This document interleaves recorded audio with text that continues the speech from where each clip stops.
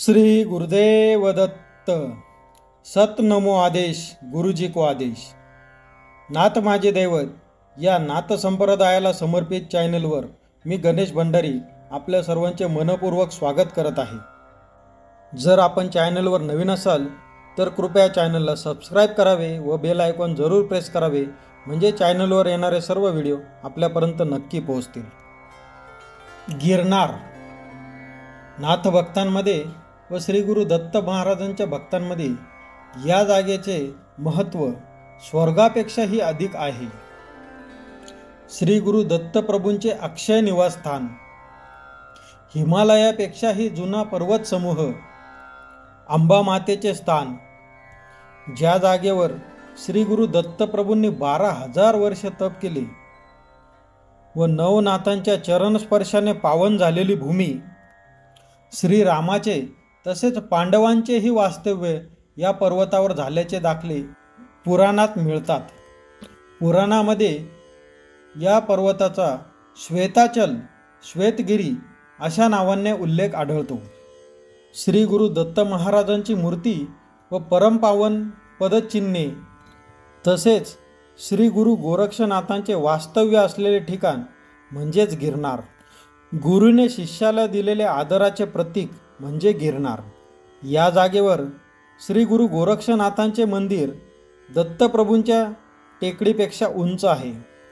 गुरु गोरक्षनाथांनी दत्तप्रभूंना विनंती केली की मला तुमचे दर्शन नित्यनियमाने झाले पाहिजे। यावर दत्तप्रभूंनी श्री गुरु गोरक्षनाथांना आदर सन्मान देऊन आपल्यापेक्षाही उंच स्थान श्री गुरु गोरक्षनाथांना या ठिकाणी दिले आहे। गिरनारबद्दल व्हिडिओ बनवायचे कारण की आजपासून जवळपास 2 महिन्यांनी गिरनार परिक्रमा सुरू होत आहे। गिरनार पर्वत उजव्या हाताला ठेवून त्याला प्रदक्षिणा घालणे यालाच परिक्रमा करणे असेही म्हणतात। पुरातन काळापासून सदर परिक्रमा चालू आहे। गिरनारच्या भोवतीने पूर्ण जंगल आहे, जे सध्या फॉरेस्ट डिपार्टमेंटच्या अखत्यारीत येते। वर्षभर आपल्याला या जंगलात प्रवेश मिळत नाही। फक्त या परिक्रमेच्या कालावधीत 5 दिवस सर्वांसाठी प्रवेश मिळतो। या जंगलात मुंगी, विंचूपासून ते सिंहापर्यंत भरपूर प्राणी आहेत, पण या 5 दिवसात हे प्राणी आपल्याला काहीही त्रास देत नाहीत। ही दत्तगुरूंचीच कृपा आहे। देव आणि त्यांचे गण हे सुद्धा या कालावधीत परिक्रमेसाठी येतात आणि परिक्रमा करतात अशी आख्यायिका आहे। कळत नकळत घडलेल्या अनेक पापांची मुक्ती ही परिक्रमा केली असता मिळते। त्यामुळे प्रचंड संख्येने भक्तमंडळी ही परिक्रमा करतात।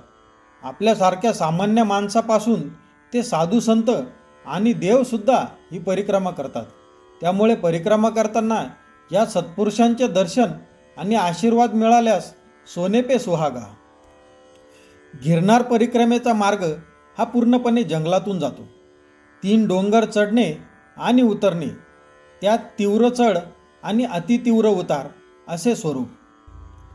चारी बाजूने घनघोर जंगल, उंच झाडे, झावळ्या, मोठे मोठे वृक्ष यामधून दत्त भक्त परिक्रमा करत असतात। ही परिक्रमा कार्तिकी एकादशी ते त्रिपुरारी पौर्णिमा या 5 दिवसात करतात।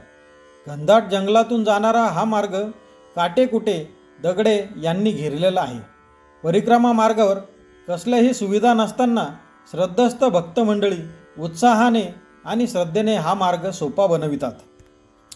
परिक्रमेला सुरुवात झाल्यावर 12 किलोमीटरवर जिनाबाबा की मडी हे स्थान येते।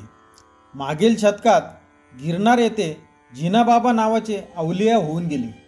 त्यांची एक चिलीम अद्याप तेथे आहे। त्या चिलमीतून ते आत बाहेर येत असत, म्हणजे संचार करत असत असे म्हणतात। यांची समाधी व धुनी येथे आहे। येथे परिक्रमावासींसाठी गरमागरम भोजन या संस्थांतर्फे उपलब्ध असते। शेकडो तरुण यासाठी विना मोबदला राबत असतात। थोडे पुढे छोटीशी नदी लागते, सरनो नावाची। त्यात बरेच जण स्नान करतात। तेथून पुढे 8 किलोमीटरवर मालवेला हे स्थान लागते। मालवेला येथे आंब्याचे अनेक झाडे आहेत। गिरनार पर्वताचा हा मध्यभाग आहे। तेथून पुढे 8 किलोमीटरवर बोर देवीचे स्थान आहे. अतिशय रमणीय असे हे स्थान आहे. विग्रह आणि मंदिर दोन्ही नितांत सुंदर आहेत. परिक्रमेतील शेवटचा टप्पा हा बोरदेवी ते तलेटी हा मार्ग परिक्रमावासींसाठी अतिशय सरळ आहे. तलेटी म्हणजे गिरनार पर्वताच्या पहिल्या पायरीजवळ आल्यावर ही परिक्रमा पूर्ण होते. एकूण 38 किलोमीटर अंतर या परिक्रमेचे आहे. काही जण पहाटे 5ला निघून संध्याकाळी 7पर्यंत पूर्ण करतात. आपल्या चालण्याच्या स्पीडवर अवलंबून आहे. तर काही जण 2 दिवसात करतात. स्थानिक लोक 5 दिवस परिक्रमा संपेपर्यंत जंगलात वास्तव्यास असतात. असे म्हणतात की निदान 1 रात्र तरी या परिक्रमा काळात जंगलात मुक्काम करावा. गुरु शिखर चढताना जशी डोलीची सुविधा उपलब्ध असते तशी परिक्रमा करताना डोली किंवा वाहन अशी सुविधा नसते. परिक्रमा ही आपल्याला पायीच करावी लागते. गिरनार परिक्रमेबद्दल आख्यायिका अशी आहे की प्राचीन काळी सर्व पर्वतांना पंख होते. गिरनार म्हणजेच गीर नारायण हे हिमालयाचे मोठे सुपुत्र. पर्वतांना पंख असल्याकारणाने ते सर्वत्र उडू शकत. ते ज्या ठिकाणी थांबत त्या ठिकाणांवर वस्ती असल्यास पर्वताखाली वस्तीचा नाश होत असत. ही समस्या बघता सर्व देव चिंतित झाले आणि महादेवांकडे गेले. सर्व हकीकत सांगितल्यावर त्रिदेव यांनी निर्णय घेतला की सर्व पर्वतांचे पंख छाटावे. ही बातमी गीर नारायण यांना समजल्यावर आपले पंख छाटले जाऊ नयेत म्हणून त्यावेळेस गिरनारपासून ते सोमनाथपर्यंत संपूर्ण समुद्र होता व तेथे एक ब्रह्मतळे होते. त्या तळ्यामध्ये गीर नारायण यांनी आपले शरीर लपवले आणि फक्त चेहराच वर ठेवला. तो भाग म्हणजे आपण जे गुरु शिखरावर पादुका दर्शन घेतो ते यांचे कपाळावरील स्थान आहे.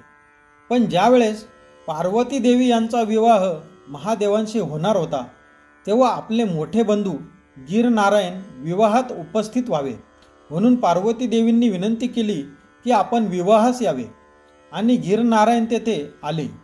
त्यांचे पंख छाटू नये म्हणून त्यांनी महादेव यांना वरदान मागितले की हिमालयावर जे 33 कोटी देव तपस्वी साधू सर्व वास करतात तसे माझ्याकडे पण वास करावा. तसा वर महादेवांनी त्यांना दिला म्हणून गीर नारायण आताचे गिरनार येथे सिद्धपुरुष साधू महंत वास करतात. 33 कोटी देवांचेही वास्तव्य येथे असते. त्यामुळे गिरनार परिक्रमा ही 33 कोटी देव आणि गुरु दत्तात्रय यांना प्रदक्षिणा करणे होय. सदर परिक्रमा ही अत्यंत पुण्यदायी आहे. प्रत्येक दत्तभक्तांनी एकदा तरी गिरनार परिक्रमा करून पुण्य संचय करावा. असे म्हणतात की 3 वेळेस गिरनार परिक्रमा केल्याने एक कैलास यात्रेचे पुण्य मिळते. गिरनार परिक्रमा आणि गुरु शिखर दर्शन याबद्दलची अजून माहिती आपण पुढील व्हिडिओमध्ये पाहू. मी आपल्या सर्वांना विनंती करतो की आपण जर चॅनलवर नवीन असाल तर कृपया चॅनलला सबस्क्राईब करा व बेल आयकॉन नक्की प्रेस करा म्हणजे चॅनलवर येणारे सर्व व्हिडिओ आपल्यापर्यंत नक्की पोहोचतील. डिस्क्रिप्शन बॉक्समध्ये असलेल्या माझ्या नंबरवर आपण मला संपर्क करू शकता. तर भेटूया पुढील व्हिडिओमध्ये. सत नमो आदेश गुरुजी को आदेश. ओम चैतन्य नवनाथाय नमः. श्री गुरुदेव दत्त.